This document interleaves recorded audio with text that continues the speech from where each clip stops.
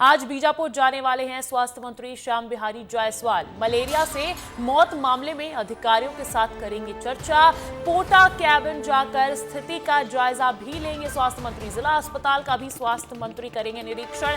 साथ ही साथ मैं आपको बता दूं, बीजापुर जिले के गंगालूर में मलेरिया से 2 बच्चों की मौत हो गई थी। उसके बाद ये अहम दौरा माना जा रहा है, और अहम दौरा इसलिए भी माना जा रहा है कि उससे पहले ही मुख्यमंत्री विष्णुदेव साय तमाम निर्देश इस चीज को लेकर जारी कर चुके हैं। उन्होंने स्वास्थ्य केंद्र बनाने के लिए बोल दिया है, तमाम चीजों के निर्देश जारी कर दिए हैं। और उसी उपलक्ष्य में आज बीजापुर जाएंगे स्वास्थ्य मंत्री श्याम बिहारी जायसवाल। मलेरिया से मौत मामले में अधिकारियों के साथ चर्चा करने वाले हैं। पोटा कैबिन जाकर स्थिति का जायजा लेंगे।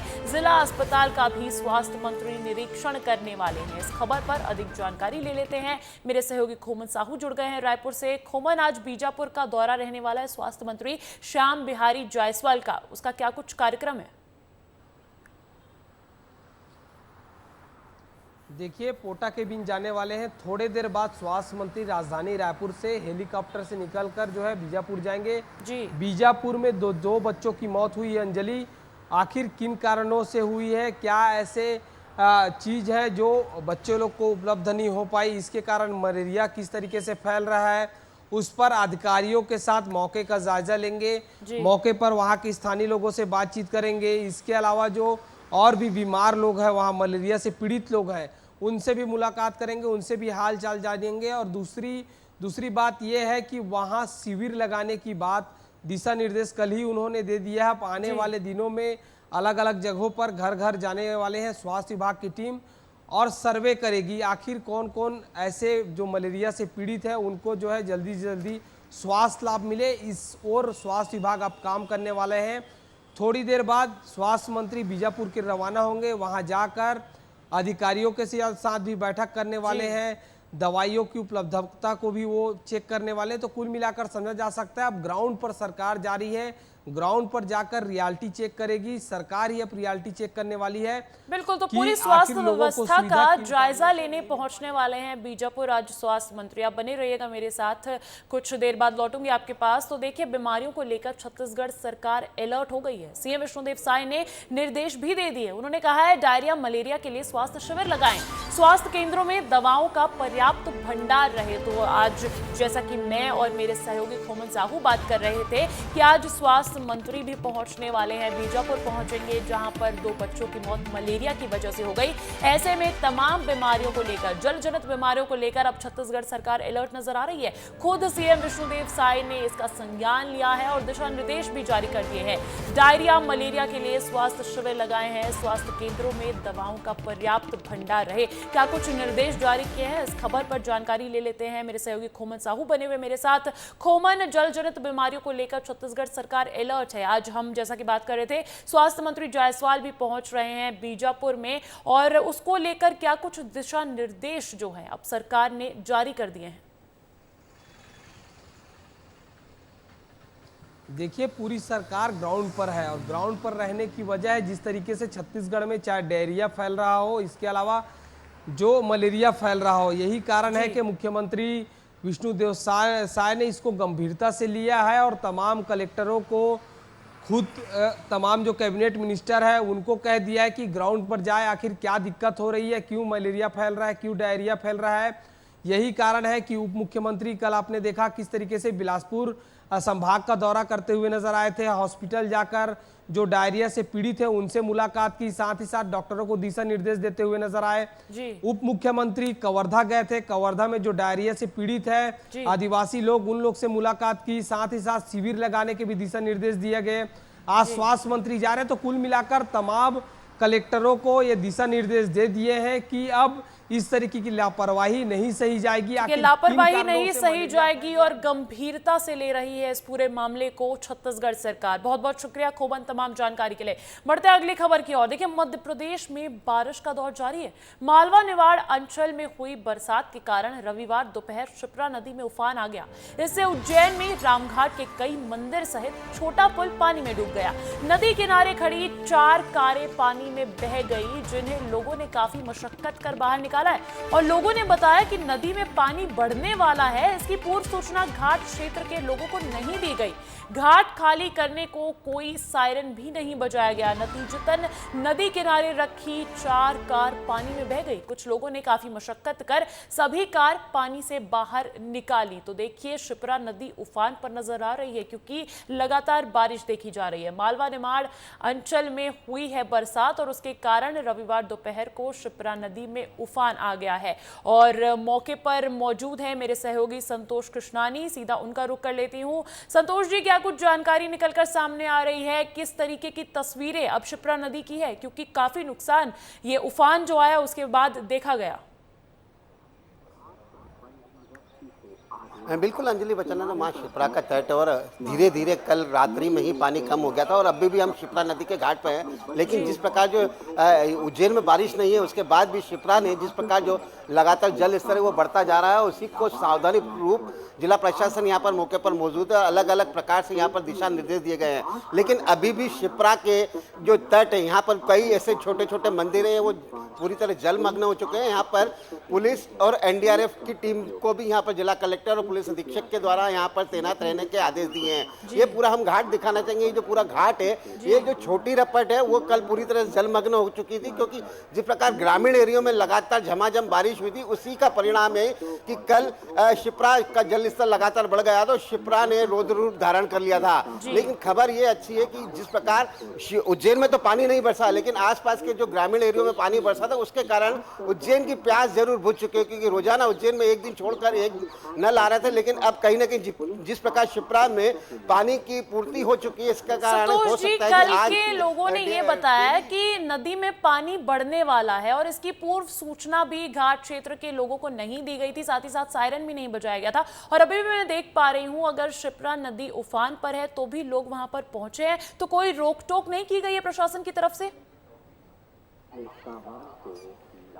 बिल्कुल, कल रात्रि में ही कलेक्टर और पुलिस अधीक्षक यहाँ पर मौके पर मौजूद थे जब कल पूरी तरह उफान पर आ चुकी थी। लेकिन कल रात्रि में जब माँ शिप्रा की आरती होती है उसके बाद धीरे धीरे जल का जो स्रोत है वो धीरे धीरे कम होने लग गया था।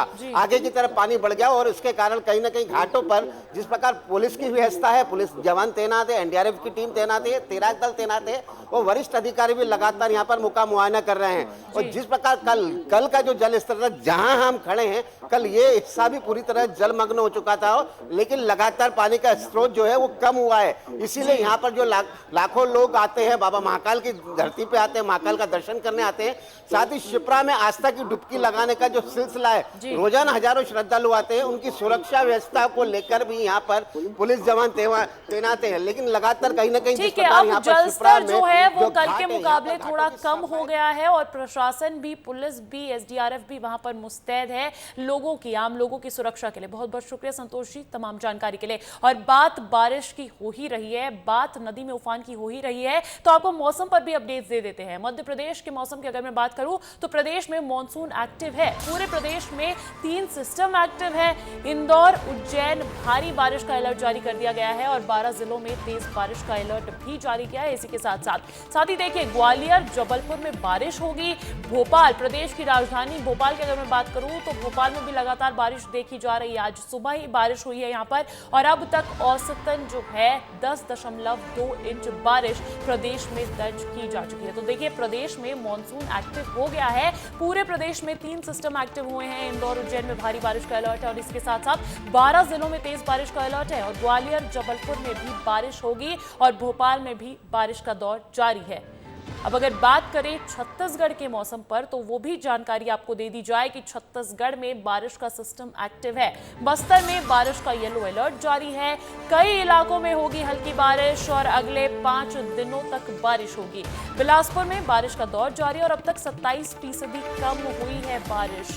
पिछले साल के मुकाबले अब तक कम बारिश देखी जा रही है। फिर भी जानकारी ये है कि बारिश का सिस्टम, मॉनसून सिस्टम लगातार एक्टिव है प्रदेश में। बस्तर में बारिश का येलो अलर्ट जारी कर दिया गया है और कई इलाकों में हल्की बारिश की संभावना भी मौसम विभाग जता रहा है। अगले 5 दिनों तक बारिश होगी। बिलासपुर में बारिश का दौर लगातार जारी है और अब तक 27% कम बारिश हुई है। तो जहां मध्य प्रदेश के मौसम का आपको बताया कि 3 सिस्टम एक्टिव है मध्य प्रदेश में, तो वहीं छत्तीसगढ़ में भी बारिश का सिस्टम एक्टिव है। मध्य प्रदेश में कई जिलों में 12 जिलों में अलर्ट जारी कर दिया है तेज बारिश का, तो वहीं छत्तीसगढ़ में बस्तर में बारिश का येलो अलर्ट जारी कर दिया है। कई इलाकों में हल्की बारिश की भी संभावना जताई जा रही है। इस खबर पर अपडेट ले लेते हैं। मौसम की अपडेट्स देने के लिए मेरे साथ रायपुर से जुड़ गए मेरे सहयोगी खोमन साहू और भोपाल से जुड़ गए हैं मेरे सहयोगी विवेक पांडे। खोमन, क्या कुछ छत्तीसगढ़ के मौसम का हाल कह रहा है? देखिए, अब तक जो बारिश हुई है अंजलि, वो काफी कम हुई है, 27% कम बारिश हुई है जी। ऐसे में जो किसान है वो चिंतित नजर आ रहे थे, लेकिन जो मौसम विभाग के जानकारी मिली है कि आने वाले 5 दिनों में जिस तरीके से बारिश होने की संभावना जताई है, बस्तर में सबसे ज्यादा बारिश होने वाली है। येलो अलर्ट जो है मौसम विभाग ने जारी किया। इसके अलावा छत्तीसगढ़ के अलग अलग जिलों में लगातार बारिश होने की संभावना जताई जा रही है। उसको लेकर प्रशासन की भी अपनी तैयारी हो गई है। आपदा प्रबंधन की टीम ने पूरी तैयारी कर ली है ताकि कोई भी ऐसा आपदा आता है तो उसके लिए पहले से तैयारी की गई है। फिलहाल जब बारिश होगी, क्योंकि बहुत सारे ऐसे जगहों में बारिश नहीं होने के कारण जो खेत है उस पर दरार पड़ रही थी अंजलि, तो अब जब बारिश होगी तो किसानों के चेहरे भी खिलेंगे और बेहतर मौसम से लोगों को उमस भरी गर्मी से राहत भी मिलेगी। ठीक है, छत्तीसगढ़ में बारिश की संभावना जताई जा रही है। बात करें अगर मध्य प्रदेश की, तो बदरा यहां जमकर बरस रहे हैं। विवेक, आज का क्या मौसम का अनुमान है? देखिए अंजलि, सुबह से ही बारिश हो रही थी, लेकिन अब बारिश से राजधानी को राहत है। बारिश फिलहाल नहीं हो रही है, लेकिन मध्य प्रदेश में करीब 12 जिलों में भारी बारिश के आसार है। खासतौर पे उज्जैन और इंदौर आसपास का जो क्षेत्र है मालवा का, वहाँ सबसे ज़्यादा बारिश होने की आशंका है। और सबसे बड़ी बात है कि चंबल में करीब अभी तक 6% बारिश ही मात्र हुई है और मध्य प्रदेश में करीब 10 इंच बारिश रिकॉर्ड दर्ज की गई है। तो ऐसे में आने वाले 3 दिन तक मालवा और खासतौर पर निवाड़ के क्षेत्र में सबसे ज़्यादा बारिश होने की आशंका है। मौसम विभाग ने जैसा बताया, लेकिन विंध्य का क्षेत्र है वो अभी फिलहाल सूखे जैसी स्थिति में है, जबकि उत्तर प्रदेश और बिहार से जुड़ा हुआ विंध्य का क्षेत्र है, लेकिन वहाँ फिलहाल बारिश 25 जुलाई के बाद ज़्यादा से ज़्यादा हो सकती है। लेकिन ये उज्जैन और इंदौर के आसपास का मालवा का क्षेत्र है, यहाँ सबसे ज़्यादा बारिश दर्ज की गई है। और कुछ जिले हैं जहाँ पर बरसात ज्यादा देखी जा रही है और किन्हीं जिलों में अभी बारिश का इंतजार लंबा है। बहुत बहुत शुक्रिया विवेक, बहुत बहुत शुक्रिया खोमन तमाम जानकारी के लिए। जांजगीर की हसदेव नदी में युवक के बहने की जानकारी मिल रही है। 15 घंटे बाद भी युवक का पता नहीं चला है। डीडीआरएफ स्थानीय गोताखोर कर रहे हैं खोजबीन और कुछ देर में बिलासपुर की एसडीआरएफ की टीम भी पहुंचेगी। बिलासपुर के लिंगियाडीह से 6 दोस्त पहुंचे थे पिकनिक मनाने और नहाते वक्त बह गया युवक शिवम यादव। ये जांजगीर से बड़ी खबर मिल रही है। हसदेव नदी में युवक के बहने की अपडेट मिल रही है। 15 घंटे बाद भी युवक का पता नहीं चला है। 15 घंटे से ऑपरेशन चलाया जा रहा है, सर्च ऑपरेशन, लेकिन उसके बाद भी युवक नहीं मिला है। शिवम यादव जो है वो था युवक का नाम। डीडीआरएफ स्थानीय गोताखोर लगातार खोजबीन कर रहे हैं। एसडीआरएफ की टीम भी पहुंच जाएगी और बताया जा रहा है कि पिकनिक मनाने नहाते वक्त बह गया ये फोन। इस खबर पर अधिक जानकारी ले लेते हैं। मेरे सहयोगी फोन कॉल पर जुड़ गए मेरे साथ प्रकाश साहू। प्रकाश, क्या कुछ ये पूरा मामला निकलकर सामने आ रहा है? जी देखिए अंजलि, बलौदा क्षेत्र के देवरी पिकनिक स्पॉट में कल शाम बिलासपुर के लिंगियाडीह से 6 दोस्त पिकनिक मनाने पहुंचे थे। इसी दौरान सभी दोस्त जो है हसदेव नदी में नहा रहे थे, तभी शिवम यादव जो नदी के तेज बहाव में बह गए। लेकिन जो दोस्त है वो उसे बचाने की कोशिश किए, लेकिन फिर भी जो है पानी का तेज बहाव की वजह से वो बह गया। लेकिन अब जो है लंबा वक्त बीत चुका है, 15 घंटा जो है हो चुका है, लेकिन अब तक युवक का कुछ पता नहीं चला है। तो कहीं न कहीं एक बड़ी जो है रेस्क्यू ऑपरेशन चल रहा है। कल अंधेरा हो जाने की वजह से रेस्क्यू रोका गया था, लेकिन आज सुबह से ही स्थानीय गोताखोर की टीम जो है युवक की तलाश कर रहे हैं और वहीं घटना की सूचना जो है एसडीआरएफ की टीम को दी गई है, जो अब कुछ ही वक्त में पहुंच जाएगी। इसके बाद जो और रेस्क्यू के कार्य को तो तेज किया जाएगा। फिलहाल अभी 15 घंटा हो जाने के बाद भी जो युवक वहां है उसका कुछ पता नहीं चला है। जी अंजलि। ठीक है, रेस्क्यू ऑपरेशन, सर्च ऑपरेशन लगातार जारी है, लेकिन एक बात जो कही जा सकती है प्रकाश, वो ये है कि आप पिकनिक मनाइए, आप मजे कीजिए, मौज मस्ती कीजिए, लेकिन एहतियात बरतिए। बहुत बहुत शुक्रिया प्रकाश तमाम जानकारी के लिए आपका। बढ़ते हैं अगली खबर की ओर। और जैसा कि मैं और आशीष बात कर रहे थे रायपुर की उस घटना की, तो आपको उस पर एक रिपोर्ट दिखाते हैं। रायपुर में माफिया गैंग ने फायरिंग कर शहर में दहशत फैला दी और 2 नकाबपोश शूटर्स ने झारखंड में सड़क बना रहे रायपुर के कारोबारी को निशाना बनाया है। शूटर्स ने यहां 3 राउंड की फायरिंग भी की। पहले इन शूटर का संबंध अमन साहू गैंग से बताया जा रहा था, लेकिन अब कहानी में ट्विस्ट आ गया है और इस घटना की जिम्मेदारी मयंक सिंह ने ली है। क्या है पूरी कहानी, इस रिपोर्ट में समझिए। छत्तीसगढ़ की राजधानी रायपुर में बदमाशों के हौसले बुलंद हैं। रायपुर के तेली बांधा थाना क्षेत्र में शनिवार सुबह मशहूर कोयला कारोबारी पीआरए ग्रुप के ऑफिस के बाहर गोली चल गई। बताया जा रहा है कि अमन साहू गैंग के 2 शूटरों ने 2 राउंड हवाई फायर किया और वहां से भाग खड़े हुए। हालांकि गोली कांड में किसी के हताहत होने की खबर नहीं है और कोयला कारोबारी भी सुरक्षित हैं। लेकिन इस घटना के बाद रायपुर पुलिस अलर्ट मोड पर है और पूरे शहर में नाकेबंदी कर चेकिंग अभियान चलाया जा रहा है। तेलीबांधा थाने अंतर्गत पचपेड़ी नाका और तेलीबांधा के बीच में सर्विस रोड में कारोबारी का ऑफिस है, वहाँ पर फायरिंग घटना हुई है। 2 नाकाबपोश मोटरसाइकिल में सवार होकर आए और उन्होंने हवाई फायरिंग वहाँ की है और वहाँ से फरार हुए हैं। उनकी मोटरसाइकिल मिल चुकी है। पुलिस ने घेराबंदी कर और नाकेबंदी कर के दबाव में उन्होंने मोटरसाइकिल छोड़ के फरार हुए हैं। हमारी टीम लगी हुई है, विशेष टीम बनाई गई है, इसके लिए अलग अलग जगहों पे भेजी गई है। पुलिस ने दबाव बनाकर उनको भागने से यहाँ रोका है और उन मोटरसाइकिल छोड़कर उनको भागना पड़ा है। तो पुलिस तत्परता से काम कर रही है और जल्दी से इसमें कुछ निकल के आएगा और आरोपियों को हम गिरफ्तार करेंगे। आपको बता दें कि कुछ समय पहले ही छत्तीसगढ़ पुलिस ने प्रदेश के 2 कारोबारियों की हत्या करने आए अमन साहू गैंग के 4 शूटरों को गिरफ्तार किया था और जांच में ये सामने आया कि अमन साहू गैंग के गुर्गे प्रदेश के कारोबारियों को लगातार निशाना बना रहे हैं।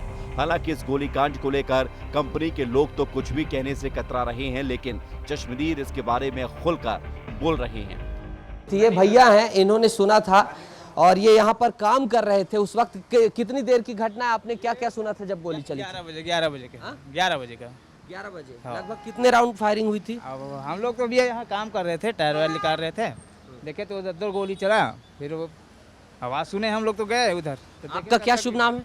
कृष्ण कुमार वर्मा। फिर वो इधर को गए थे कि उस साइड? अब उधर किधर गया वो नहीं देखे पाए। तो फायरिंग की आवाज सुन आवाज सुने, हाँ निकले, फिर वो चले गए थे उधर। फिर उधर का गार्ड वार्ड लोग भी निकल गया था। अच्छा। हाँ। और फिर पुलिस आई थी बाद में? हाँ, बाद में पुलिस आया था। तब इस मामले में एक नया मोड़ सामने आ गया है, जहां एक तरफ गोलीबारी का नया सीसीटीवी फुटेज सामने आया, तो वहीं मलेशिया में बैठे मयंक सिंह ने पूरी घटना की जिम्मेदारी लेते हुए एक पोस्ट किया है, जिसमें उसने धमकी देते हुए लिखा है कि झारखंड में अब रेलवे, रोड, बालू, सिविल कंस्ट्रक्शन समेत अन्य कोई बिजनेस करेगा तो उसे मुझे यानी कि मयंक सिंह को मैनेज करना होगा। साथ ही उसने धमकी भी दी है, कारोबारी और कर्मचारी तो निशाने पर हैं ही, पर वो पहले कंपनी में काम करने वाले स्टाफ और उनके परिवार को निशाना बनाएगा। अब जब दिन दहाड़े गोलीबारी की वारदात हो गई है तो इस पर सियासत भी शुरू हो गई है। इस पूरे मामले को लेकर भूपेश बघेल ने बीजेपी सरकार पर निशाना साधते हुए कहा कि सरकार आने के बाद राजधानी में 4 बार गोली चल गई है, चाकूबाजी तो आए दिन हो रहा है, सरकार से कानून व्यवस्था नहीं संभल पा रही, छत्तीसगढ़ में भयावह स्थिति है, छत्तीसगढ़ अपराधगढ़ के रूप में परिवर्तित हो रहा है। वहीं सरकार की तरफ से गोलीबारी को लेकर मुख्यमंत्री विष्णुदेव साय का बयान भी सामने आया है। उन्होंने कहा है कि पिछली बार भी गोलीबारी हुई थी, लॉरेंस बिश्नोई गैंग और अमन साहू का नाम सामने आ रहा था, हमारी पुलिस ने उनको पकड़ा था। इस घटना को लेकर पुलिस लगी हुई है, आरोपियों को पकड़ लिया जाएगा। विष्णुदेव साय की सरकार में राजधानी में ही, अकेले राजधानी में 4 बार गोलियां चल चुकी है, चाकूबाजी तो आए दिन हो रहा है, हत्याएं हो रही है, तो इससे कानून व्यवस्था इनसे संभल नहीं रहा है। तो स्थिति बहुत भयावह है, छत्तीसगढ़ अपराधगढ़ के रूप में परिवर्तित हो रहा है। पिछले बार भी गोलीबारी हुई थी और हमारी पुलिस मुस्तैदी के साथ अपराधियों को पकड़ के जेल में डालने का काम की, जिसमें लॉरेंस ग्रुप, अमन साहू का ग्रुप था और इसमें भी पुलिस लगी है। और बहुत जल्दी इनको भी पुलिस पकड़ लेगी। फिलहाल घटना को लेकर पुलिस लगातार सीसीटीवी चेक कर रही है। इसके अलावा नाकेबंदी कर आरोपियों की तलाश कर रही है। लेकिन बिगड़ते कानून व्यवस्था को मुद्दा बनाकर आने वाले 24 जुलाई को कांग्रेस विधानसभा का घेराव करने वाली है। अब देखना यह होगा कि कानून व्यवस्था सुधरती है या फिर इस पर सियासत होती रहेगी। ब्यूरो रिपोर्ट, विस्तार न्यूज। और अब खबर खेल जगत से दे दे आपको। जिम्बाब्वे के साथ हो रही 5 मैचेस की T20 सीरीज को भारत ने 4-1 से जीत लिया है। 5वें मैच में भारत ने जिम्बाब्वे को 42 रन से हराया है। भारत और जिम्बाब्वे के बीच जारी 5 मैचेस की T20 सीरीज का आखिरी मुकाबला हरारे स्पोर्ट्स क्लब में खेला गया। भारत ने पहले बल्लेबाजी करते हुए 20 ओवर में 6 विकेट पर 167 रन बनाए और जवाब में जिम्बाब्वे 19वें ओवर में 10 विकेट पर 125 रन ही बना सकी। भारत ने मैच 42 रन से जीत लिया है और इसी के साथ टीम इंडिया ने सीरीज 4-1 से अपने नाम कर ली।